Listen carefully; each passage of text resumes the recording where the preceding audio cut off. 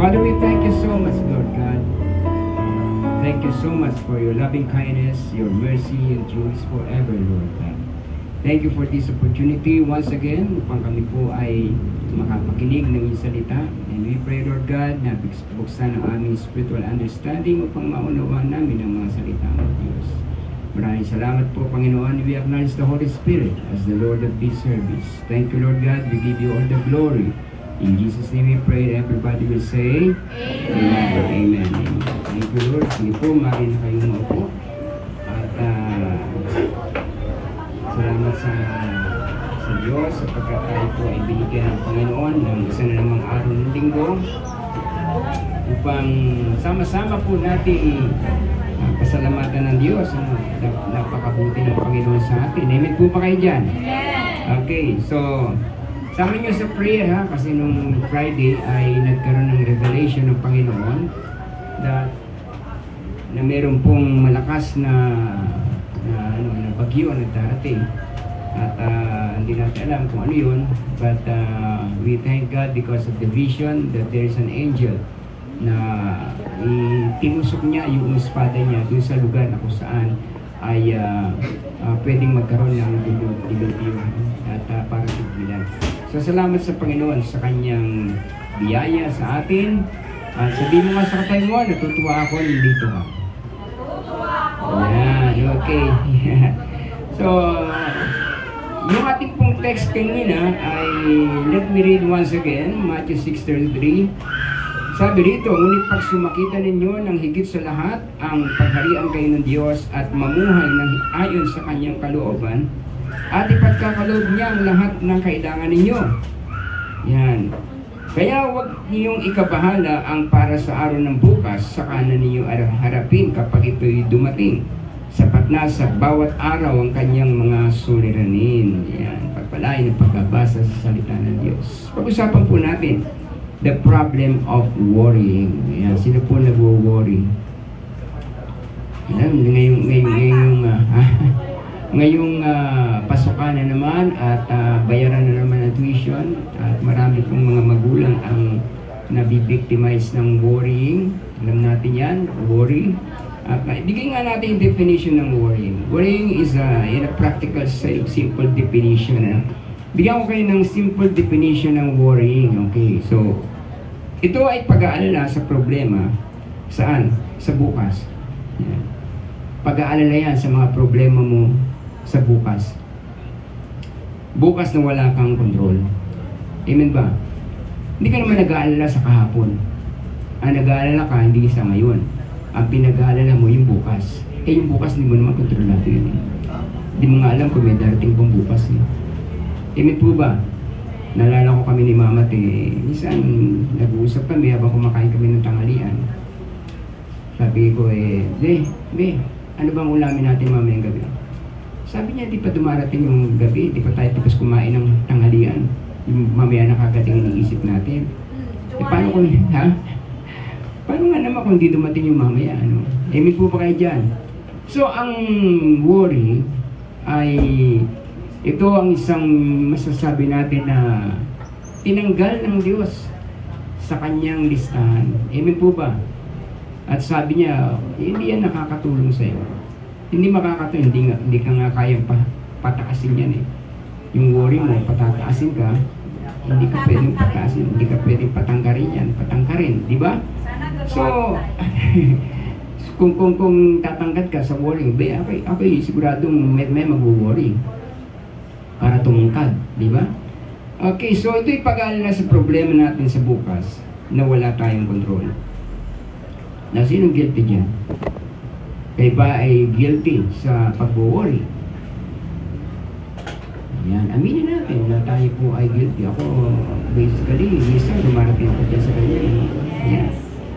Let me share to you two very important truths na sinabi ng pinakamatalinong hari na naghari sa Israel. Sino yun? Si Solomon. Ayan, okay. Sabi niya sa Ecclesiastes, chapter 7, verse 12, "For wisdom is a defense, and money is a defense. But the excellency of knowledge is that wisdom giveth life to them that have it." Yan. So, tatlong bagay ang sinabi niya rito. First is the wisdom, the second is the money, and the third is the knowledge. Okay, sabi nga niyo, wisdom, money, knowledge. Okay, so yan. Wisdom is a defense, as money is a defense. Ayan. At yung meron yan, na merong knowledge, ay safe siya dyan. Amen po ba? Simulan natin sa knowledge. Ano Tagalog ng knowledge? Hindi. Kaalaman. Ayun, okay. So, ang knowledge ay kaalaman. Okay. So, ang knowledge ay dumarating sa atin sa pamamagitan ng pagsusuri ng mga bagay-bagay sa buhay nito. So, pag-aaral, ganyan, di ba? Kung passive ka, hindi ka magsusuri. Parang okay na lang sa iyo ang lahat. Kasi passive ka eh. So, ang isang taong nagsusuri ay nakakaalam. Amen po ba? So, sa pagsusuri, nadaragdagan ang kaalaman, pero hindi sapat ang kaalaman lang. Kailangan din ng karunungan o wisdom sa Ingles. Amen. Meron kang kaalaman, meron kang wisdom. Amen po ba? Meron kang knowledge, meron kang wisdom. So, these are two different things, no? But ito po ay cooperating, itong dalawang to, knowledge and wisdom. Okay, example, kare-kare. Okay, ako mahilig ako dyan, gusto ko yan. So, lalo na kapag kami bagoong, nagugutom na iba. Okay, kare-kare. Alam kong masarap yan, kaya lang hindi ako marunong magluto niyan. So, ano napansin nyo? Alam kong masarap yan, but the problem is hindi ako marunong magluto niyan. Alam ko lang, pero hindi ako marunong niyan. Amin po ba? So, ibig sabihin, kung meron kang kaalaman, pero wala kang karunungan, kulang yan. Ngayon, anong saysay ng alam mo? Kung hindi ka naman marunong. Knowledge is power, but wisdom is the ability to apply that power, that knowledge. So, knowledge is power, but wisdom is the ability to apply knowledge. Amen. Meron kang kaalaman, ala ka lang kakayahan na i-apply mo yung alam mo. Amen. So sa eskwelahan natututunan yan, nagkakaroon ka ng knowledge. But maraming tao na sabi natin, no? Kasi ang knowledge comes from school and observation.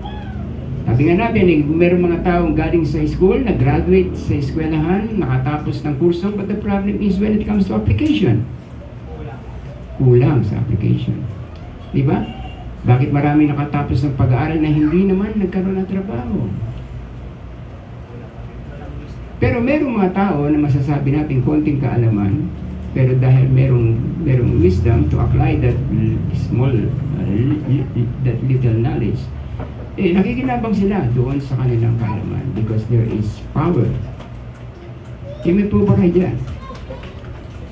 So, where comes wisdom? Knowledge comes from school and observation.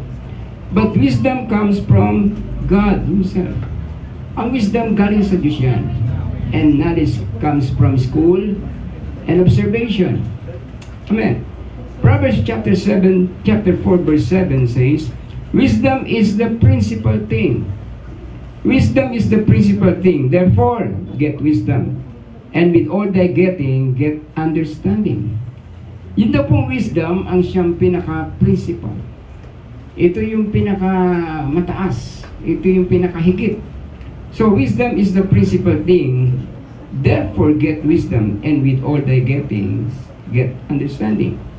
In 1 Corinthians chapter 1 verse 24 says, but unto them which are called, but both Jews and Greeks, Christ the power of God and the wisdom of God. So Christ is the power of God and He is the wisdom of God. Amen po ba? So yung ginawa ng Panginoon doon sa cross ng Kalbaryo, para sa mga Grego, ito ay kamangmangan para sa Diyos. Kamangmangan daw yan ng Diyos sa mga Greek. Kasi kung anak ka ng Diyos, anak ka ng Diyos, bakit napako ka sa krus? Diba? So parang ang sinasabi ng mga Grego, alam mo, mga Grego matatalino yan eh. Kaya makikita mo sa Corinto, ay sinulatan ng Apostol Pablo, mga taga-Corinto. Mga taga-Corinto, ano niyo ba sila? Matatalino sila eh. Sabi ni Apostol Pablo, hindi kayo nagkulang ng karunungan. Hindi kayo nagkukulang ng karunungan, sabi niya ganyan. In fact, alam mo, mga taga-Corinto, bawat pamilya niyan, meron sariling abogado. Kasi, nagdidimandaan sila eh. Di ba? Dimandaan sila. Kapag huwag mong sasalingin ang katahimikan ko, didimanda kita. So, mas magkakapatid yan. Meron silang pagtatalo-talo at Greeks yan, mga Grego yan eh. Then yung mga Hudyo naman, naghahanap ng sign. Yung power, di ba? Yan talaga ay anak ng Diyos. Bumaba ka riyan. Iligtas mo yung sarili mo at para maniniwala kami sa iyo. Gumawa ka ng miracle. So power ang hinahanap ng mga Hudyo. Samantalang ang mga Grego ay karunungan ang hinahanap nila. Okay? They are demanding wisdom doon sa cross. And the Jews, they are demanding power. Bumaba ka rin. Pag bumaba ka, maniniwala na kami sa iyo. Okay? Hindi nila alam kasi yung nakatago. In fact, yung crucifixion, brothers and sisters, it was a master stroke of God's strategy. Itinago yan ng Diyos sa mga anghel. Itinago yan ng Diyos. Kaya sabi ng Bible, kung nakilala lang sana nila ang prinsipe ng kapayapaan, kung nakilala lang sana nila, hindi sana ipinako sa krus si Kristo. Pero hindi nila nakilala si Jesus, ang Panginoon. So akala ni Satan, nagtagumpay siya doon sa cross, sa Calvary, dahil naipako niya si Kristo sa krus. In other words, saying, napatay niya si Jesus. But you know what? Siya ang natalo. Para siya si Napoleon Bonaparte na habang tinuturo yung lugar ng Waterloo, doon siya natalo sa digmaan. Doon bumagsak yung kapangyarihan ni Napoleon Bonaparte sa Waterloo. Doon sa kulungan, humingi siya ng mapa. Sabi niya, kung di lang dito sa Waterloo, akin na sana ang buong mundo. Sabi ni Satan, kung di lang dito sa Kalbaryong ito, akin na sana ang buong daigdig. Pero natalo siya doon. Kala niya, nagapi niya si Kristo. Yung sinasabi ng mga Hudyo, kapangyarihan, yung sinasabi ng mga Grego na karunungan, kapatid, yung cross. Amen. So if you are seeking for the wisdom, and you are seeking for the power, look on the cross. Tingin ka sa cross. Amen. Jesus Christ is the power of God and the wisdom of God. Palakpakan mo ako. Yes. There is a warning for those who are seeking knowledge. Meron pong warning na gusto kong i-share sa inyo. when we are seeking knowledge. You know, it's not bad to seek for knowledge. Hindi masama yan kasi nag-aaral tayo. Nag-aaral kayo, pasok kayo sa school, sinusuportahan kayo ng inyong mga magulang para pumasok sa eskwelahan. We are seeking knowledge. Amen. And we are praying for wisdom to apply that knowledge. So there is warning for those who seek knowledge. You know, what is the warning? 1 Corinthians chapter 8 verse 1. Meron ba tayo dyan? Pakibasa. Now as touching things offered unto idols, we know that we all have knowledge. Knowledge profit not, but charity edifyeth. Yun. Knowledge, ang karunungan, ang kaalaman, nagpapayabang. You see that?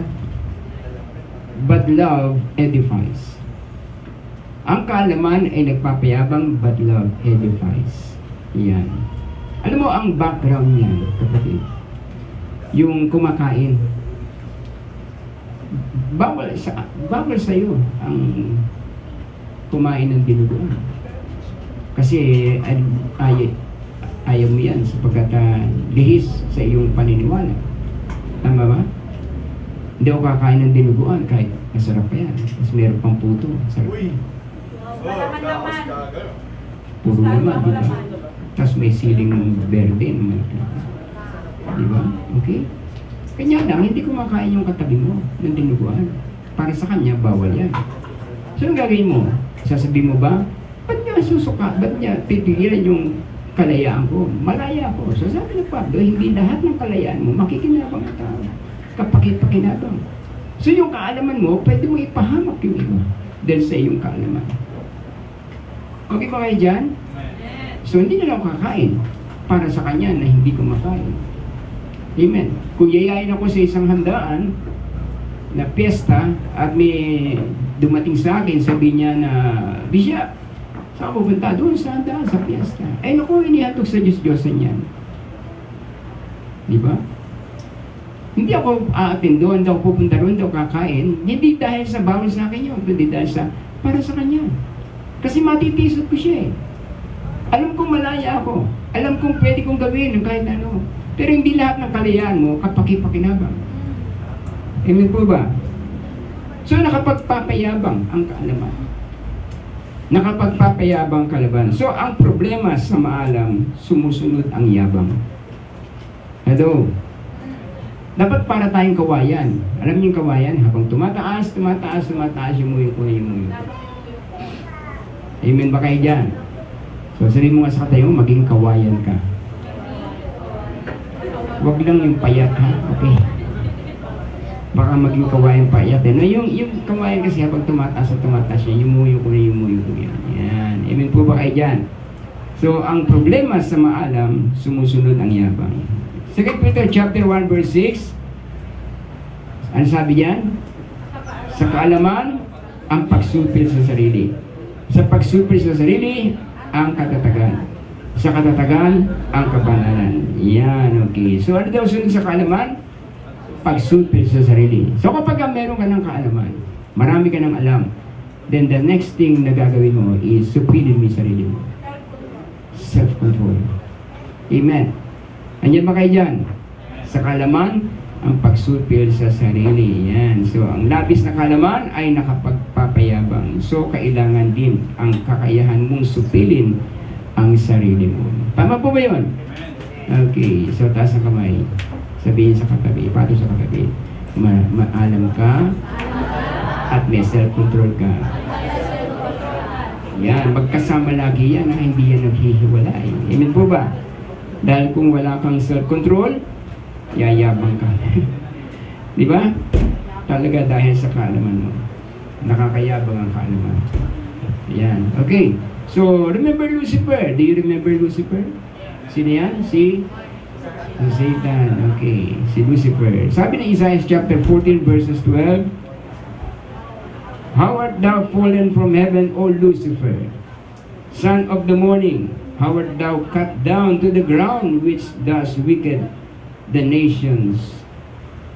For thou hast said in thine heart, I will ascend into heaven. I will exalt my throne above the stars of God. I will sit also upon the mount of the congregation in the sides of the Lord. I will ascend above the heights of the clouds. I will be like the Most High. Yet thou shalt be brought down to hell, to the sides of the pit. Ilang I will? Iligtin natin, ilang I will? Ano sabi niya? Start, ano yan? Okay. Ang sabi niya, for thou hast said in thine heart, I will ascend into heaven. Isa. I will exalt my throne. Pangalawa. I will sit also upon the mount of the congregation. Pangatlo. I will ascend above the heights of the cloud. Apat. I will be like the Most High. Okay. Pero binagsak siya ng Diyos. Anong dahilan? Because of pride. Yan. Di ba? Saan galing yung limang I will yun? Sabi ko saan galing yung limang I will? Mula sa pribileyo niyang maging pinakamagandang anghel na nilikha ng Diyos. Pinakamagaling na anghel. Di ba? At dahil sa ganda niya, gusto niya ng pantayan ang Diyos na nilikha lang sa kanya. Di ba? Dahil sa ganda niya. Hindi naman yung katabi mo. Maganda ba yan? Maganda, di ba? Okay. Kasi anak ng Diyos yan. Amen po ba? Okay. Palakpakan mo yung sarili mo. Salamat sa Panginoon. Amen. Ako nagpapasalamat ako sa Panginoon kasi ang gaganda ng mga anak ng Diyos dito. Kamukha ni Mama T, di ba? Amen? Yun, no? Tama. Meron din naman gwapo. Kamukha ko. Teka lang, nakakayabang yan. Okay. So, dahil sa ganda ni Lucifer, gusto niya ng pantayin ng Diyos. Gusto niya ng maging parang Diyos. I will be like the Most High. Ayan. Ang ginawa ng Diyos, binagsak siya. Ayan. Proverbs chapter 16 verse 18. Sabi diyan, pride goes before destruction, and an haughty spirit before a fall. So pride goes before destruction. Ito yung naranasan ni Satanas yan. Learn from his mistake, di ba? Pride goes before destruction. Yung pride muna bago yung pagkawasan. So parents, listen. Psst, parents, okay. Tasan kami ng mga parents. Mga magulang. Mga nanay, tatay. Hindi yung mga magugulang na magulang, ha? Okay. So parents, tasan kamay. Parents, listen, ha? Parents, kapag ang anak mo nagmamataas na, abangan mo na siya sa ibaba. Do you get me? Kapag ang anak mo nagmamataas na, abangan mo na siya sa ibaba. Bahala siya dyan bumagsak. Ano pag Nakakatakot yan. Dapat the more na tumataas ang kaalaman mo, anak, the more na umuunlad ang buhay mo, anak, the more na yumuyuko ka at nagka-humble ka sa Diyos. Amen po ba? Hindi ka pinag-aral ng Diyos, hindi ka binigyan ng Diyos ng kaalaman para maging mayabang. Lucifer, bumagsak siya dyan. Alam niyang maganda siya, alam niyang siyang pinuno ng mga anghel, at naging mayabang siya. So, ulitin ko, kapag ang anak mo ay nagmamataas na, abangan mo na siya sa ibaba. Alam mo yung napanood ko sa real story. Let me share this one. Kasi nanonood ako ng real story, no? Sa TV noon. Ngayon, hindi na ako nakakapanood masyado. So, ang kwento, ang istorya dito, isang anak na Amerikana. Amerikana itong anak na to. No? At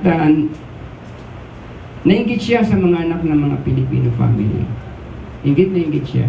Umiyak siya habang sinasabi niya na inggit siya sa mga anak ng mga Filipino family. Sabi niya, 18 na daw siya. Kaya hiningi niyang maging independent sa parents niya. Usually naman ganyan ng mga Amerikano, di ba? sa ibang bansa na dahil kapag sila ay 18 na, ano nang tawag doon? Independent na sila. Mayroong mga anak sa Pilipinas na gustong gayahin yun. Watch out, mag-ingat kayo kapatid, di ba? Baka maalam na kayo pero hindi kayo marunong. Okay, 18 na daw siya, kaya hiningi niyang maging independent. Dahil kultura nila, yung bagay na yun, pinayagan siya ng parents niya. Kaso hindi siya marunong. Kaso hindi siya marunong sa buhay. Kaya alam niyo ang nangyari sa kanya? Ayon doon sa istorya, nag-in-interview yung tatay niya, pati yung anak mo. Para makakain siya, kasi tumira siya sa kalsada eh. Dahil alam na siya, hindi mo siya marunong. Alam niya yung rights niya, pero hindi niya alam, hindi siya marunong sa buhay. Kaya para siya makakain, ito yung nakakalungkot. Naging prostitute siya sa mga pinili niyang maging barkadahin. Gagamitin siya sexually, basta babayaran siya para makakain siya. So dumulog siya sa media, ang tatay niya, at nakita nila yung babae. Real story ito, at Pilipino yung tumulong sa kanila. So sa interview, umiyak yung anak. Ang iyak niya. Nung pinapanood ko yun, ako'y naiiyak, pero natutuwa rin. Dahil proud ako sa Filipino family. Amen. So sa interview, umiyak yung anak. At doon niya sinabing, naiinggit ako sa mga Filipino family. Naiinggit daw siya sa mga Filipino family. Kasi kasama pa nila yung magulang nila. Yung mga anak nila, kahit lampas 18 na, kasama pa ng magulang. Kahit nga may yung iba may apo na nga. Kasama pa. Yun na yung kultura natin, kapatid. Katulad ng kultura ng Israel yan. Ano rin si Jacob, yung 12 anak niya, kasama niya pa. Di ba? Hanggang lumipat sila doon sa Egypt, andun siya, sama-sama sila lahat, pati mga apo. Yung kultura ng Israel, kultura ng Pilipinas, hindi malayo. Amen po ba? So, yung sa kanya, nainggit siya sa mga Filipino family. Amen. Taas nga, ay. Okay, patong sa katabi mo, sabi sa kanya, praise God, Pilipino ka. Yan. Diba? Kaso na nga yung problema sa atin, matanda na, pamilyado na, ayaw pang humiwalay sa parents. Bakit? Two things. It is either love for parents or support from parents. Diba? Ako nakasakay minsan sa jeep nung nagbibiyahe pa ako. Kasi ngayon din ako nakakabiyahe. In my own, at kailangan ko ng may driver. So, yung driver ng jeep na nasakyan ko, biyaheng Frisco, Santa Cruz. Frisco, Santa Cruz. Yung biyaheng nasakyan ko, na matandaan po yung driver. Matanda na yung driver, kasama niya yung kanyang asawang matanda na rin. Yung asawa niya, katabi niya, as yun ang taga-abot ng bayan, saka taga-abot ng sukli. Okay. So alam niya ako, bakit ganito ugali ko? Matanong ako ino-observe ko yung, minsan nagagalit si mama sa akin, ba't ikaw tanong ka ng tanong? Yan mo kasi gusto kong malaman. So tinanong ko yung tatay, sabi ko, yung matandang lalaki, sabi ko, tayo, nagtanong ko kayo. Ay, sabi niya, 75 na siya. 75 years old na siya, nagdadrive siya, nakaganyan siya. Okay, nakaganyan siya sabi ko, tatay, bakit nagdadrive pa kayo? At matanda na pala kayo, 75 na kayo. Ay, naku, anak, sabi niya. Kung hindi ko ito gagawin, walang kakainin yung mga apo ko. So napasandal ako sa inupuan ko. Tapos sabi ko sa Lord, ayoko mangyari sa akin. Naawa ako sa kanya. 75 years old, nagdadrive ng jeep. At ang dahilan niya, walang kakainin yung mga apo niya. Asan yung mga anak niya? Kasi may apo siya, di may anak siya. True ba? Ikaw anak, maalam ka, marunong ka ba? Kung maalam ka, sikapin mong malaman mo magkaroon ka ng karunungan. Dahil kung alam lang ang alam mo, wala kang karunungan, walang kwenta yung buhay niya. Sayang lang. Sayang. Okay. Sayang pag-aaral. Now let us see Jesus. The Lord Jesus Christ is our model. Philippians chapter 2 verse 5. Magpakababa kayo tulad ni Kristo Jesus. Verse 6. Kahit siya ay Diyos, hindi siya nagpumilit na manatiling kapantay ng Diyos. Sa halip ay kusa niyang binitiwan ang karapatan niyang ito at namuhay na isang alipin. Pinanganak siyang tulad ng isang karaniwang tao. Siya ay nagpakababa at naging masunurin hanggang kamatayan. Oo, hanggang kamatayan sa krus. Alam mo yung kinuha ng Panginoon is doulos. Sa wikang Greek niya, doulos. Na-share ko na sa inyo niya, ang doulos ay example, si Imelda may katulong. Yung katulong ni Imelda may katulong din. Yung katulong ng katulong ni Imelda may katulong din. Yung katulong ng katulong ng katulong may katulong din. Yung katulong ng katulong ng katulong ng katulong may katulong din. Yung katulong ng katulong ng katulong ng katulong ng katulong wala nang katulong. Doon galing yung Greek, yung word natin sa Greek word ng doulos, doon galing yung salitang dulo sa atin. So yung pinakadulong-dulo, yun po yung kinuha ni Jesus. But who is Jesus? Sino ang Panginoon? Sabi ng Bible sa John chapter 1, walang nalikha kung wala siya.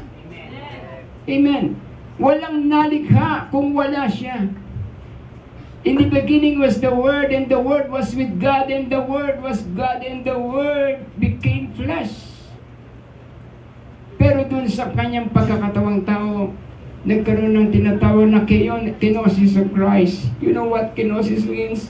Hinubad niya ang lahat ng kanyang pagka-Diyos. Marunong siya, matalino siya, makapangyarihan siya.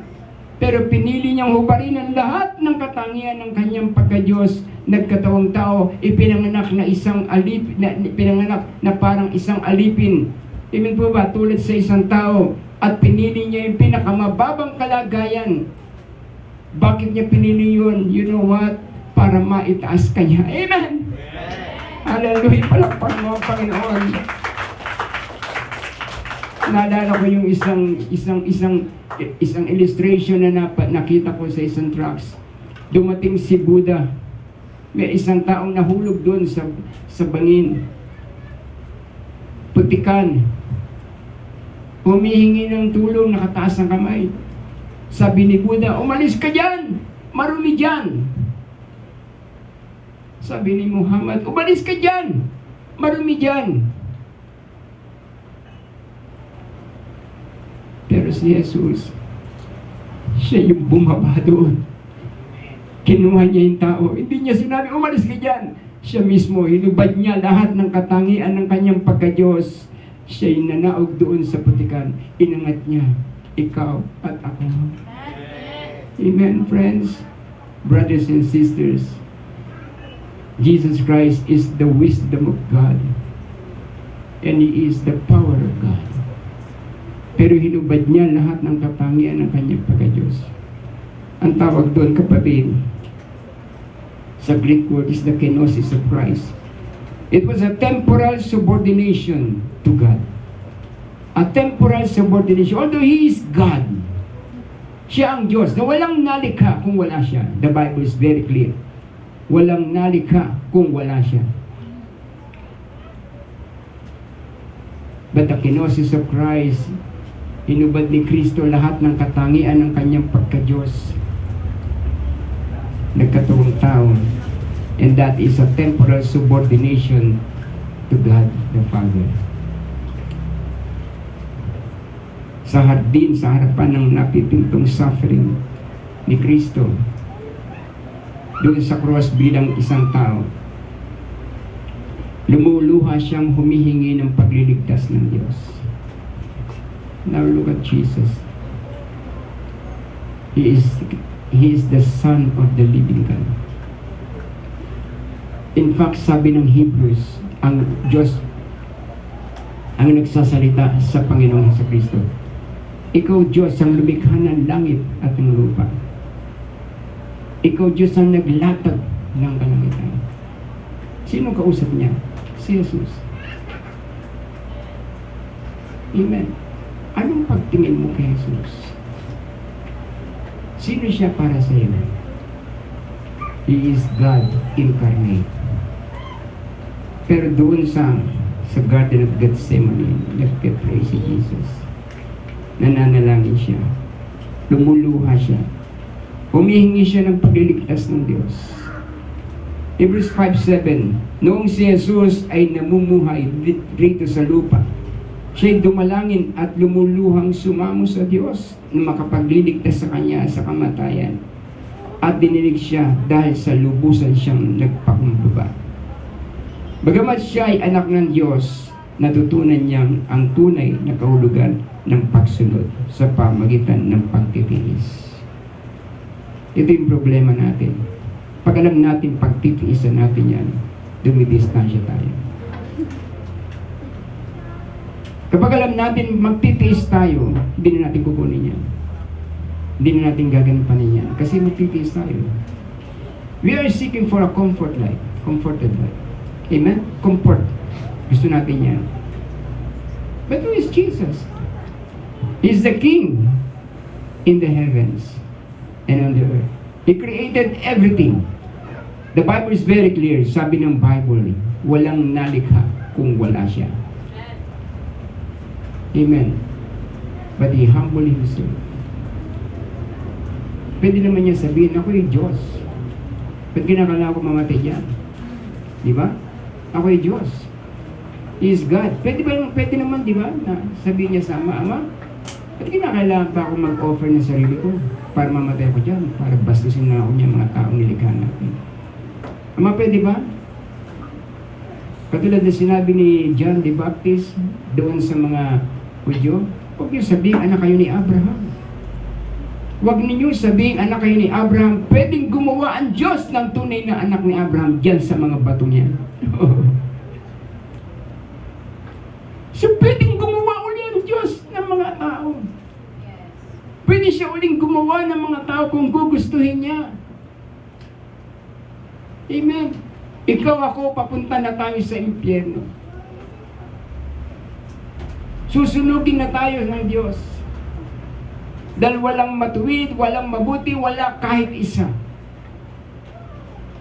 Ang kasalanan ni Adan bumapa hanggang sa kaduluduluhang taong mabubuhay sa mundo ito. Saan kukuha ang Diyos ng Savior? Saan kukuha ang Diyos ng tagapagligtas, yung walang kasalanan, yung willing to die? To die the death of a sinner. Wala. So, nang didesisyon na ng Diyos ang tao para patayin na sa impyerno, itapon na sa impyerno, putik lang. Galing ka sa putik, nilikha kita sa putik, babalik ka sa putik. Sabi ng Diyos kaya nagmula ka sa alabo, babalik ka sa alabo. Nagmula ka sa putik, babalik ka sa putik. Ganun kasimple lang yan. Pero nang desisyon na ng Diyos, tumindig ang Panginoon, Ama, huwag mong itapon sa impyerno yan, tutubusin ko yan. Amen! Hallelujah! Inubad ni Jesus lahat ng katangian ng kanyang pagka-Diyos. Tinubos niya ako. And who we are. Christian, wag mong kalilimutan. Wag mong kalilimutan. Galing ka sa putik, babalik ka sa putik. But because of the love of Jesus, for God so loved the world that He gave His only begotten Son, that whoever believes in Him should not perish but have everlasting life. Friends, tingnan mo. Amen. Lagi kong ini-illustrate ito. ito ang aking kasalanan. Kung ito ay libro ng listahan ng kasalanan ko, ito ang aking mga kasalanan. Ito ako, pero ang kasalanan ko ito. Ang dami-dami kong kasalanan, pero ito ako. Nakapatong sa akin ang kasalanan ko. Mahal ako ng Diyos, pero napupuot siya sa kasalanan ko. Mahal ka ng Diyos, pero napupuot siya sa kasalanan ko. Mahal ako ng Diyos, pero napupuot siya sa kasalanan ko. Gusto niya akong dalhin sa kanyang kaharian, bigyan ng buhay. Pero paano niya ako papapasukin sa langit kung punong-puno ako ng kasalanan? And what happened? Ito si Kristo. Amen. Ang ginawa ni Kristo, kinuha niya lahat ng kasalanan ko. At ito na ako, wala na yung kasalanan. Kinuha na ni Kristo. Pinapaging banal ng Diyos at tinanggap ng anak ng Diyos. Amen. Friends, ilang kasalanan nagagawa mo sa isang araw? Countless. 3? Para ka ng anghel niyan. Hindi ko mabilang. 3? O isa na lang. Naku, bait-bait mo isang kasalanan ng isang araw. Ilang araw meron sa isang taon? Oh, okay. 1 time is 365 equals 365. Ilang araw meron sa isang taon? 365. At ilang taon ka na? Ako, Secret. 67 years old. Alisin mo na yung 7 years. 60 na lang. So, 1,000 times is 60. 60,000. Sa palagay mo, sa dami ng kasalanan mo yan, papapasukin pa ako ng Diyos sa langit. Gusto mo magkape. Yung langaw, gusto rin magkape. Nag-dive sa kape mo yung langaw. Di ba? Ang gagawin mo, kukuha ka ng kutsarita, titingin ka sa kanan, sa kaliwa, alisin mo yung langaw na nagkape, kagigising lang kasi niya, gusto niya magkape. Nalublob siya doon. Alisin mo, tapos hawa kami yung tasa. Hindi mo gagawin yan. Dahil nandidiri ka sa maliit na langaw. Ang Diyos pa kaya hindi mandiri sa 70,000 na kasalanan ko? Ang Diyos pa kaya hindi mandiri sa dami na kasalanan ko? Nakakadiri yung kasalanan ko. Sabi ng Panginoon, kahit gaano karumi ang inyong puso, lumapit kayo sa akin at gagawin kong busilak ang puso niyo. At ginawa niya ito sa itaas ng cross. Amen. Hinugasan niya ang kasalanan mo, kasalanan ko, kasalanan ng lahat ng tao. So no wonder kung bakit doon sa cross, nag-pray si Jesus. My God, why hast thou forsaken me? What is the reason why Jesus prayed for that? Kasi doon sa cross, kinuha ni Kristo yung lahat ng kasalanan ko at kasalanan mo. Tinanggap niya ito sa kanyang katawan. So dumistansya ang Diyos sa kanya. Amen. Kung hindi didistansya ang Diyos sa kanya, hindi siya mamamatay because He is an immortal being. So para mamatay siya, kinakailangan layuan siya ng Diyos. At nang lumayo ang Diyos sa kanya sinabi sa bandang huli, it is finished. Hindi niya sinabing, I am finished. Sabi niya, your sin is finished. Tapos na. Yung bayaran, malaya ka na. Amen! Amen! Friends, ngayon alam mo na yan. Amen! Alam mo na yan. Matalino ka kapag na-share mo yan sa iba. Hindi sapat na alam mo lang. I-share mo sa iba. At ituturing kang matalino. Amen. Anong kwenta ng alam mo? Kung hindi mo naman magamit yung alam mo. Jesus became obedient. Let me ask you this. Bakit maraming kabataan ngayon ang hindi masunurin sa magulang nila? I speak to all the young people today. Bakit ang dami mga kabataan ngayon na hindi masunurin sa kanilang magulang? Kasi tingin nila mas maalam na sila sa mga magulang nila. Dahil kasi sa advanced technology. Sabi ni nanay at tatay, anong malay ko sa mga computer na yan na hindi nga ako marunong magbukas niyan? Sa cellphone lang, nangangamote ako minsan. Tingnan ko yung cellphone ko. Kung ano-ano napipindot ko, nawawala to rin. Di ba? So, remember, pride goes before destruction. Jesus, the humble Son of God, na bagamat Diyos siya, umiiyak siya na nanalangin sa Diyos na makapagliligtas sa Kanya. You know, friends, little knowledge is dangerous. Little knowledge is very dangerous. The sign of these last days is the advancement of technology. Daniel chapter 12 verse 4, ngunit ikaw, O Daniel, isara mo ang mga salita o mga libro at tatakan mo ang aklat hanggang sa panahon ng kawakasan. Marami ang tatakbo ng parito at ang kaalaman ay lalago. Kumusta naman ang technology ngayon? Kapatid, lumalago na ba? Amen? Lumalago ang technology.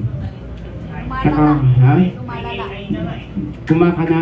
Kumukulik ka sa buong mundo with your small cellphone. Nakakakonekta ka na sa buong daigdig. That's technology. Amen? Tingnan nyo, dahil sa paghahangad ng pag-unlad, tumuklas ang tao ng mga kaalaman. Dahil sa paghahangad ng pag-unlad, tumuklas ang tao ng mga kaalaman. Anong kaalaman yun? Kaalaman ng kanilang karapatan. Alam ko na yung karapatan ko. Alamin mo yung karapatan mo. Alamin nyo yung karapatan ninyo. So yung kanilang kaalaman, for what? For self-survival. Yung kaalaman nila for self-survival. So self-survival dahil hindi sila tumuklas ng tamang karunungan ng Diyos.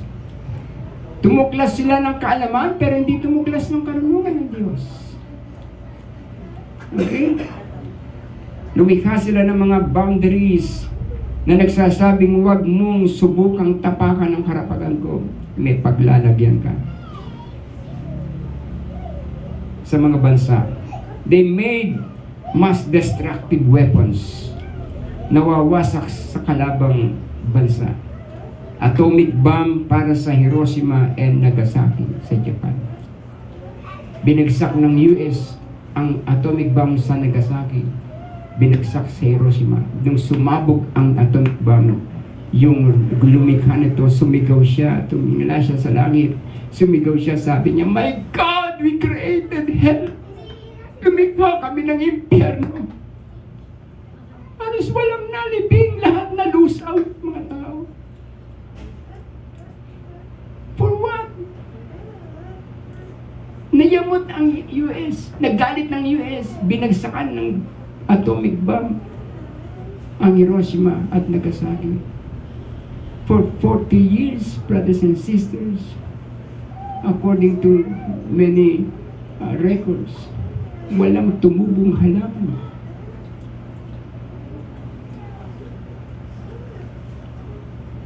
Nuclear bombs, chemical weapons.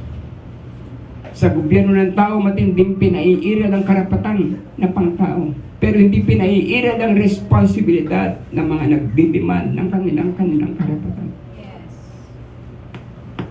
Sinasabi yung karapatan mo. Ito karapatan mo. Privilege mo yan. Pero asan ang responsibility? You know, ito'y dalawa. Meron kang pribileyo, meron kang responsibility. Amen. Ikaw estudyante, pribileyo mong mag-aral, pero responsibilidad mong mag-aral. Amen. Sa school, kawawa ka teacher. Kapag dumisiplina ka ng estudyante mo, lagot ka sa human rights, tanggal ang lisensya mo.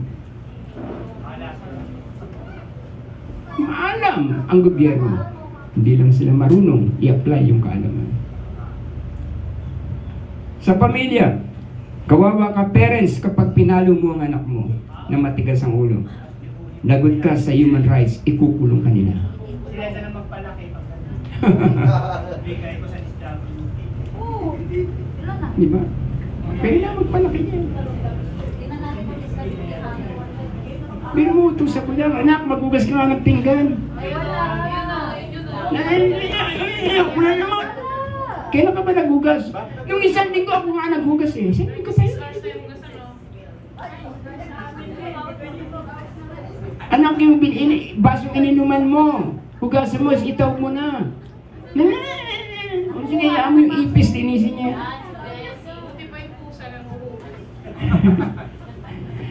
So, mga anak mong matigas ang ulo. Paluin mo yung anak mong matigas ang ulo. Lagot ka sa human rights. Sinumbong nila ako sa kanila. Ikukulong ka nila. Oh, kanina na sila disiplina, mag-train. Di ba? Ang dami-daming pinapasok ng mga batas. Alam nila. What is the responsibility ng alam mo? You have the knowledge but you don't have the wisdom. The Bible says, paluin mo anak mo. Naalala ko si Ramil, ang aking anak. Pinalo ko siya. Sabi niya sa akin, sabi mo pa, mahal mo ako. Oo, mahal kita. Kaya papaluin kita. Kasi meron siyang hinabol na bata. Hinampas niya ng kahoy. Eh, meron pa na nakusling pako yung kahoy. Duguan niya ganito. Natakot kami mag-asawa. Sabi niya, mahina lang pa, mahina lang. Oh, mahina lang. Hinampas ko ng malakas. Aray! Sabi niya. Sabi mo, mahina. Sabi mo, mahal mo ko. Anak, mahal kita, kaya pinalo kita. Dahil kung hindi kita mahal, pababaya kita. At titiyakin ko siya, may papalo sa'yo sa ulo ka patak na. Titiyakin ko sa'yo. Kung ganyan ang ugali mo, merong papalo sa'yo. Pero sa ulo ka nila paparuin. Papatayin ka nila. Sa mag-asawa, listen, sa mag-asawa, kawawa ka, mister. Kapag pinilit mong makipaglambingan sa iyong asawa mo, kakasuhan ka nila ng marital rape. Mapriso ka. Kawawa ka sa human rights. Kakasuhan ka nila ng rape. Kung may bitay pa, baka mabitay ka pa. Kung si Mrs. naman, ang gustong maglambing at ayaw ni mister, pagbibintangan kang may iba ka na.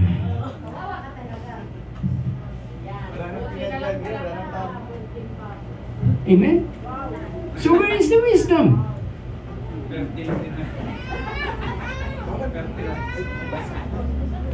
Wisdom comes from the school, comes from observation, but knowledge comes from God. Amen? And wisdom comes from God. Knowledge comes from the school, but wisdom comes from God. Pray for God's wisdom. Amen? Si Solomon, maraming kaalaman. Nag-asawa ng 1,000. Ayan, buti nga sa kanya. Ano nangyari? Anyari? Una, nagkaroon ng buong kapayapaan sa Israel. Kasi walang magkikira, walang magdidigmaan. Kahit saan siya lumingon, mayroon siyang biyanan. Walang pwedeng bumira sa kanya. Amen? Pero anong nangyari sa kanya? Wala wisdom niya. Dahil kasi yung mga asawa niya na kinuha niya, nagpagawa ng mga templo ng Diyos-Diyosan nila. Kaya si Solomon wala siya nagawa. Kundi pagbigyan yung kanyang mga minamahal na asawa na ang gaganda. Tapos doon siya, samba-samba siya doon sa kinanggal siya ng Diyos. Siya napagod magsamba sa 1,000 nurse. Di ba? Sa mga simbahan, listen, member, karapatan mong alagaan ka ni pastor. Amen? Pero wala kang obligasyong suportahan mo ang simbahan ni pastor. Ay, balik ko. So, pasensya ka, pastor. Pinasok mo yan eh. Magdusa ka. So, no wonder na may mga pastor na nagre-resign at mga simbahang nagsasarado. Kasi, parang sabi ng pastor ng mga member, atin tayo dito kasi ang ganda ng message yan. Atin tayo doon kasi mahalagaan tayo. Atin tayo doon. Pero ang tanong ito, Dumudukot ka ba sa busa mo para supportahan mo yung simbahan?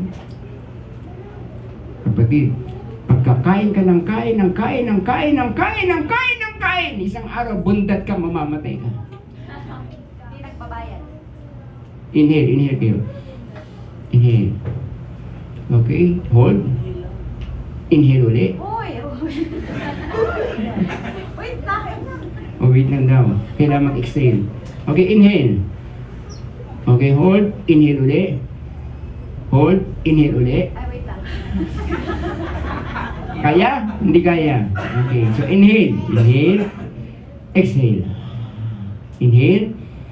Exhale. Inhale. Exhale. Huwag kang harap sa katabi mo kapag ka-exhale ka. Inhale ko lang. Inhale. Yuko. Exhale. Okay. So, yan ang buhay. Amen. Yan ang buhay. Pagpasok sa'yo, ilalabas sa'yo. Pagpasok sa'yo, lalabas sa'yo. You have the privilege to inhale, but you have the responsibility to exhale. Yes. Amen. So, pinupus sa'yo ang karapatan mo, pero hindi pinupus sa'yo ang responsibility mo. Tawag yan, half-truth. Half-truth is a lie. Remember Lucifer, binigyan siya ng Diyos ng pribilehiyong maging pinakamagandang anghel sa kalangitan, pero hindi niya ginawa ang responsibilidad niyang paglingkuran niya ang lumikha sa kanya. So, naging satanas siya. So, thank you, Lord. Let me say this. Thank you, Lord. Dahil ang mga FCC, alam ang karapatan nila, pero alam din nila ang responsibility nila. Palakpakan natin ang Panginoon. Hallelujah. So, friends, happy rapture. Yun lang. Yes. Amen. Oh, yeah. Sabi mo sa katabi mo, happy rapture. Happy rapture. Ayan. Tumayo po tayo na. Happy na, rapture pa. Happy na rapture. Tayo po tayo na. Okay? Kuha ka ng kapartner mo, sabi mo sa kanya, sabi mo sa Diyos, pray mo siya, Lord, salamat sa pribileyo na binigay mo sa akin kapatid. Salamat din sa responsibilidad na pinaalam mo sa kanya. Amen. You have all the privilege to be the child of God. You have the privilege to listen to the words of God. You have the privilege for all the blessings of God. Amen. And pray for that person right beside you.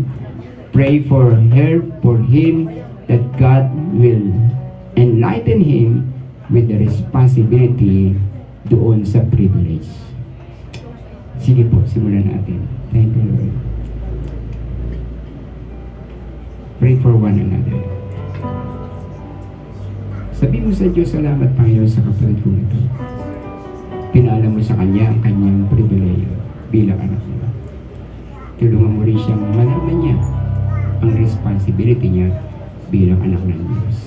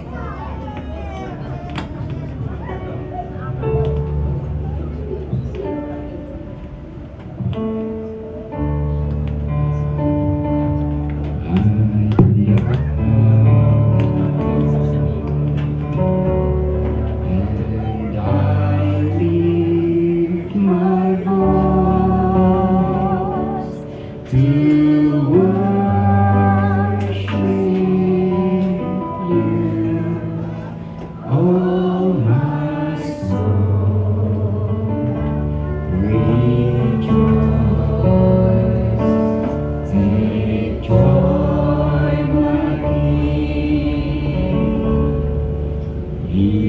in what you hear. Let it be a sweet, sweet sound in your ear. Come on, let's sing one more time. I love you, Lord. And I lift my voice. And I lift my voice. Worship. To worship you. Oh my soul. Oh my soul. Rejoice. Rejoice. Take joy, my King. Take joy, yes, Jesus, in what you hear. In what you hear. Let it be a sweet, sweet sound. Let it be a sweet, sweet sound in your ear. All the women, all the ladies, only the ladies.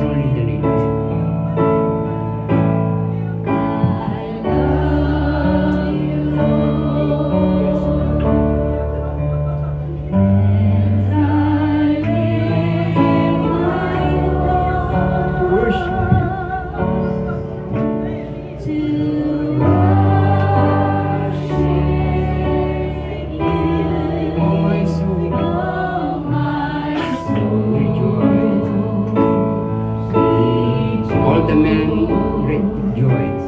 Take joy, my King. Yes. In what you hear. Let it be a sweet, sweet sound in your ear. All together now, I love you, Lord. I love you, Lord. And I lift my voice. And I lift my voice to worship you. Oh, my soul. Oh, my soul. Rejoice. Rejoice. Take joy, my King. Take joy, my King, in what you hear. In what you hear. Let it be a sweet, sweet sound. Let it be a sweet, sweet sound in your ear. Father, we thank you so much, Lord God. Salamat po sa iyo, Ama. Salamat sa salita mo na nagbubukas ng aming puso at isipan. Thank you for the privilege of being a child of God, a children of God. Thank you for the privilege of being saved. Thank you for all the good things that we have received from you. Now, Lord God, we are praying. Open our spiritual understanding that we may know what is our responsibility. And our responsibility is to praise you, to serve you, to glorify your name. Thank you, Lord God, for opening our spiritual understanding that we may know that knowledge comes from this world, but wisdom comes from you. Thank you, Lord. We give you all the glory and praises and honor. Itaas po natin mga kamay. Sa Diyos na makagagawa na higit kaysa lahat ng maaari nating hilingin at isipin, sa pamamagitan ng kanyang kapangyarihang naghahari sa atin. Ngayon ay tanggapin niyo masaganang pagpapala ng Diyos Ama, Anak at Espiritu Santo. Pagpalain ka ng Panginoon. Pagliwanagan ng Diyos ang kanyang mukha sa iyo. Ingatan ka ng Panginoon sa mga kanyang hanggang sa araw na makita natin siya ng mukha at sa pangalan ni Jesus. Everybody says, Amen.